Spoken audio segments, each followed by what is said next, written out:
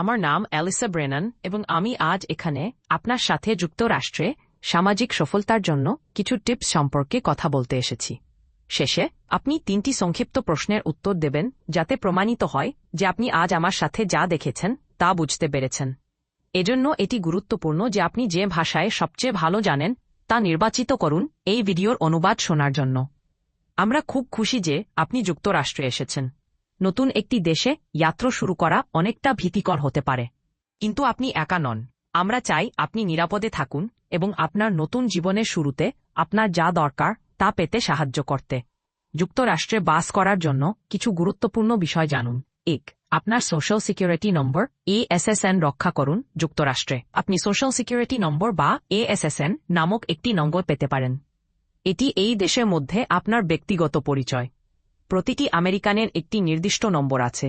আপনার SSN কাউকে দেবেন না যতক্ষণ না তারা একটি ট্রাস্টেড গভর্নমেন্ট এজেন্সি, আপনার ডাক্তার অফিস বা আপনার নিয়োগকর্তা থেকে ফোনে, টেক্সটে বা সামাজিক মাধ্যমে কখনো এটি দেবেন না।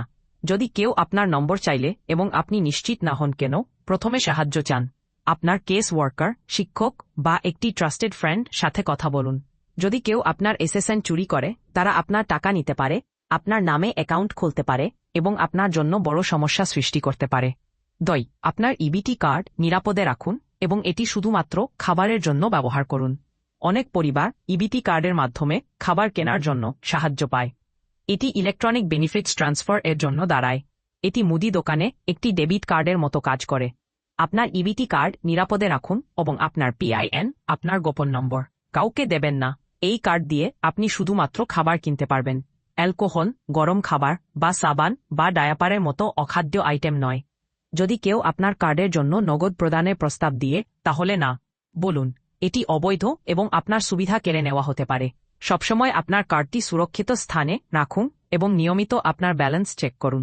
নিশ্চিত করুন যে আপনি আপনার তথ্য আপডেট করছেন এবং EBT বিভাগের অনুরোধের উত্তর দিচ্ছেন যাতে এটি সক্রিয় থাকে। 3. আপনার সন্তানদের প্রতিদিন স্কুলে পাঠান। যুক্তরাষ্ট্রে শিশুদের স্কুলে যেতে হবে, এটি আইন। স্কুল সব শিশুদের জন্য বিনামূল্যে। এটি তাদের ইংরেজি, গাণিতিক, বিজ্ঞান এবং জীবন দক্ষতা শিখতে সাহায্য করে। যদি আপনার সন্তান অনেক দিন স্কুল মিস করে, তাহলে স্কুল আপনার সাথে যোগাযোগ করবে। যদি সন্তানটি স্কুল মিস করতে থাকে, তাহলে সরকার হয়তো জড়িত হবে। আপনার সন্তান যদি অসুস্থ হয়, তখন স্কুলে ফোন করে ব্যাখ্যা করুন। যোগাযোগ গুরুত্বপূর্ণ। শিক্ষা হল আপনার সন্তান আমেরিকায় সফল হওয়ার সবচেয়ে গুরুত্বপূর্ণ উপায়গুলির একটি। 4. যদি আপনার সন্তান থাকে, তবে WIC এর জন্য নিবন্ধন করুন।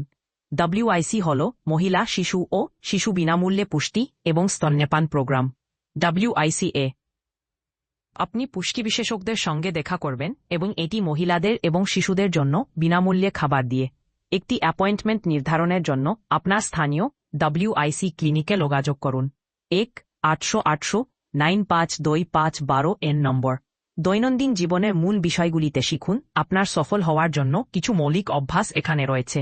সময়মতো পৌঁছান। স্কুল, কাজ বা অ্যাপয়েন্টমেন্টের জন্য দেরি করা এখানে প্রায়ই অসম্মানজনক মনে হয়। প্রশ্ন করুন। এখানে মানুষ একে অপরকে সাহায্য করতে অভ্যস্ত।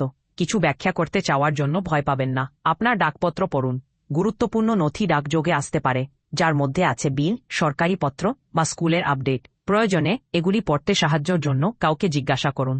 গুরুত্বপূর্ণ কাগজপত্র একটি জায়গায় রাখুন। অভিবাসন নথি, চিকিৎসা রেকর্ড, স্কুলের কাগজপত্র এবং যে কোনো সরকারি পত্র। 6. নিরাপদ থাকুন এবং আপনার সম্প্রদায় গড়ুন।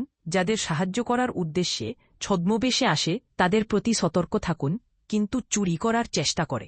সন্দেহ হলে বিশ্বাসযোগ্য কাউকে জিজ্ঞাসা করুন। আপনার প্রতিবেশীদের জানুন। স্থানীয় সম্প্রদায় কেন্দ্র, মসজিদ, গির্জা বা আপনার সন্তানের স্কুলে অভিভাবক দলের সাথে যোগ দিন।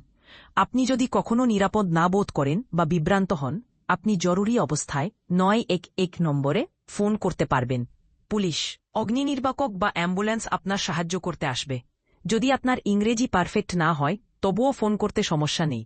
আপনি এখানে বিলং করেন। আপনি একা নন। আপনাকে নিরাপদে থাকতে, সুযোগ খুঁজতে এবং বেড়ে উঠতে সাহায্য করতে চায় এমন মানুষ রয়েছে।